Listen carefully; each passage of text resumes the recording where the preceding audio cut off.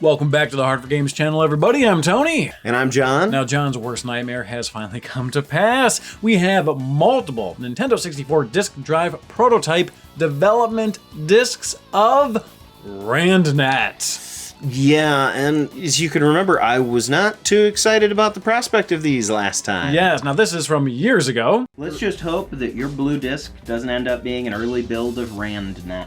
Because that would be the most useless. That would be blue like when the disc of all time. oncologist walks in and says, "I've got bad news." So what exactly is your beef with Randnet?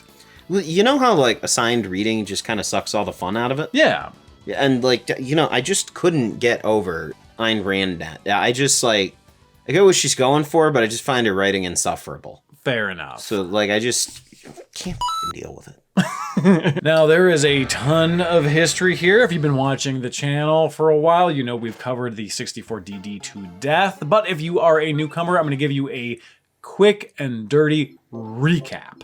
So, the 64DD was a failed add-on system for the, well, N64. It had huge promises that Nintendo guaranteed would revolutionize the way we played games. Unfortunately, though, a combination of failed and unreleased titles and poor sales of the base N64 meant Nintendo lost faith in the 64DD. They released it only in Japan via the Randnet starter kit, and it later had a very limited retail release without the Randnet box and peripheral, so just the unit itself on store shelves, but again, very, very limited release. A modem, read-write capability of these zip-style magnetic discs, bigger storage space that ultimately the cartridges got to anyways, 64 megabytes. Yeah.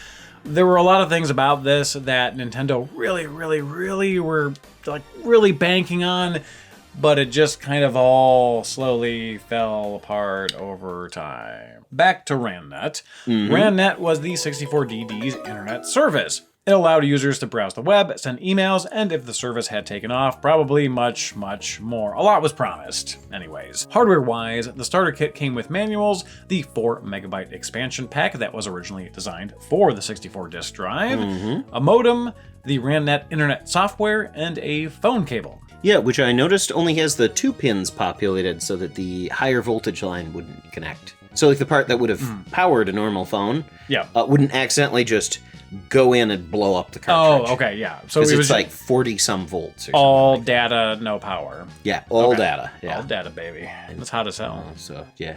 Yeah. We have 3 Randnet beta builds and a communication library disk. Strangely, as you'll see, the service went through a serious design shakeup towards the end of development. You'll notice a real visual change, switch up. A switch 2 up, if you will. Yes. Yeah. Strangely, this and the Mario Artist games, the prototypes, the betas of the Mario Artist games had significantly different UIs, or at least reasonably different. So it seemed like it was all functionality, and then toward the finish line, Nintendo was like, nope. like redesign. But yeah, let's get into the actual gameplay. This is an internet browser, so there's not really gameplay, but we're going to boot it up on real hardware and go from there. So for those of you that may not remember, we're going to boot up the original Randnet software, the retail Randnet software, so you can just kind of see what it looks like, essentially. Yeah. Again, this is like internet browsing email software, so it's not going to be a full gameplay experience, but it's worth the reference point. Yeah. Cheers to Randnet, though. The only thing you can really speedrun in Randnet is boredom. Well, way to sell it, John. Way to sell it. We have very colorful puzzle pieces everywhere. Keep in mind the aesthetic. So what you see here is a login page. We can't get past it because, well, we don't have a login and member ID. And the servers are down. They've been down for quite a long time. People that have dove into the data, they can see past this point. They can see the other graphic elements, the UI, etc., because they can sort of bypass this password. But if you were just playing on regular hardware, you have a regular disk, I mean, this is what you're going to see. Randnet ni access. Oh. Yeah, the modems flickering. Oh, that's cool. Of the discs, that is the Randnet software proper, we're going to go ahead and boot up the earliest one, and you can see the difference. So this is a 1999 build version, it says right there.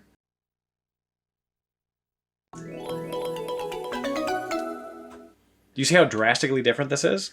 Yes, I was just kind of staring at it for a moment, assuming that it would load past this to something more recognizable. And then it started to click with me that this is what it's going to be. Yes. And that's Yeah. wild. This is drastically different. They're almost like kids' toys, very colorful. Yeah. I mean, you can see how like they would go from this to the puzzle pieces, and you can see some of the puzzle pieces on the bottom there. Yeah. Oh, new mail. Ooh.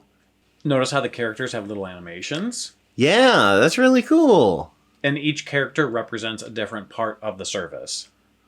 This is Randnet ni accessu shimasu ka? Going, would you like it to connect? And Yamero is like, no, stop. Let's try it, okay. Well, it's not going to do anything, but I do like how I can tell it to stop. yeah. You can see that it's accessing something on the disk, though. All right, we'll tell it now. All right. Now, It's just gonna keep. I think each one of these options is going to try to connect to the server. It can't connect to the server. Mm-hmm.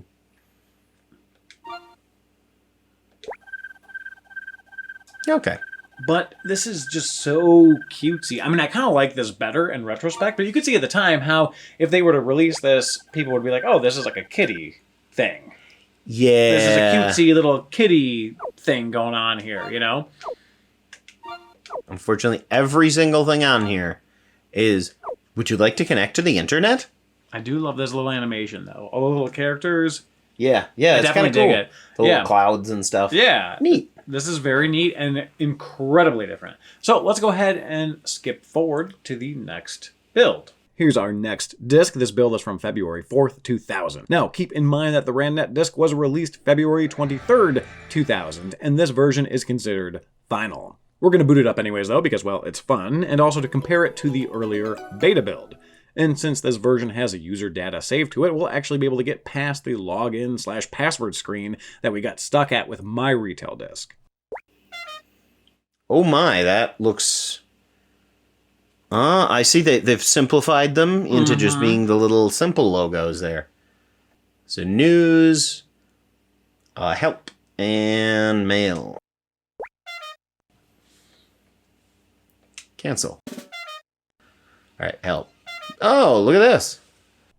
Here's the last software disk before we get to the library. This one is post-final. It's after the final version, but before the retail revision 01 that was released. So all of this should look very samey and familiar. You know, I'm just going to try one of the other ones. Okay. Okay. It's like a sign up or something. Well, it's saying set a name. Got it. Namai. Oh, okay. Cancel. We're going to go with And that's pretty much it. Let's take a look at that menu. Yeah, so this Same is menu. just a couple days different from the last build. Uh-huh. So I can't imagine we're going to see much visually that's different. Let's move on to the library. So again, from 1999, Randnet link page. Yeah, so this seems to be all the debuggy parts and pieces of Randnet, not collected into the software proper, but almost sort of like if you were to dissect Randnet into like how the innards of it works. Yeah. That seems to be this. That's the impression that I get anyways.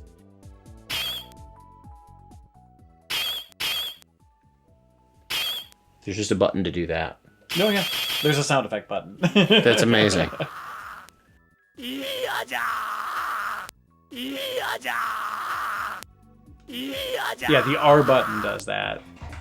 Do we know anybody who's good with guttural Japanese screaming? Yeah.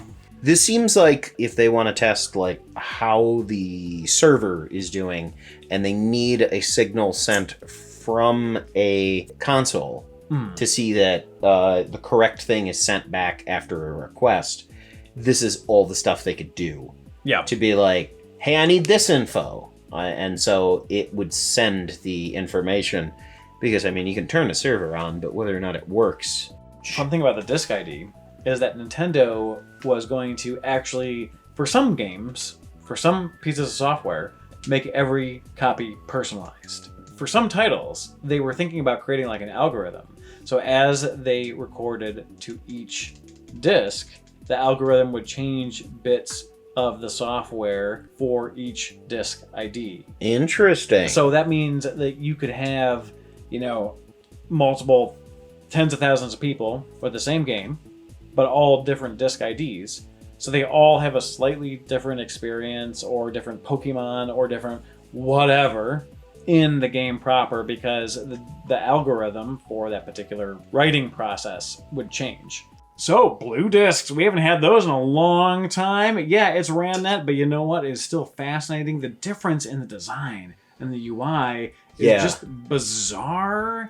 And I could understand why they changed it, but it just, I would never expected it to be sort of this cartoony, like kiddie sort of thing. And it still was a kiddie sort of puzzle piecey, like cartoony thing, but they really leaned into it in the earlier versions. Thank you everybody for watching. We appreciate it. If you haven't already and you like this sort of content, subscribe. We also have channel memberships now. Which have some similar but also different perks when compared to our Patreon. They both have some unique stuff and also some different stuff. We've been teasing these blue discs for a while. On both the Patreon and the channel memberships.